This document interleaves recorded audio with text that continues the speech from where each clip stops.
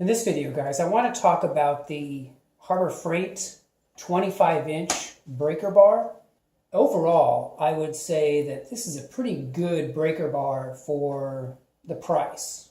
I think I got it for like $10 with a coupon, and I have used this extensively for over a year, and I have not had any problems with it whatsoever.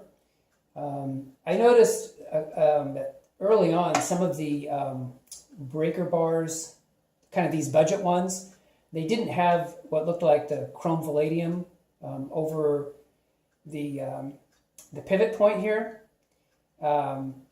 This one does, and I think all the ones, the last maybe year or two now have this, and that makes it look a lot better.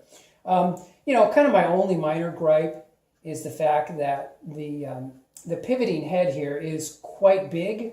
It's a little bit larger than a lot of the other ones. You see ones by, Snap-on and Matco and Mac and all those other companies.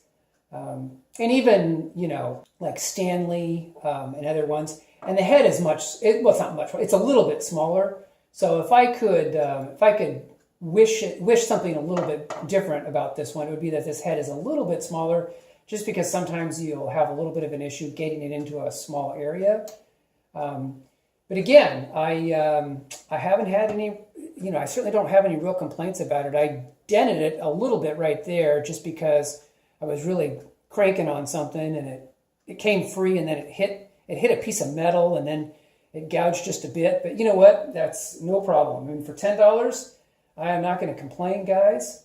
And I feel like just make sure, if you get this, just make sure this Allen screw is in nice and tight, and you should be good to go. I certainly haven't had any problems with it, and I feel like, for $10, it is a great tool to have when you need a lot of leverage, and it's not a place where you can use like one of your electric impacts. So anyway, guys, I just want to share that with you. I hope you guys are doing well, and I will talk to you guys in the next video. Take care.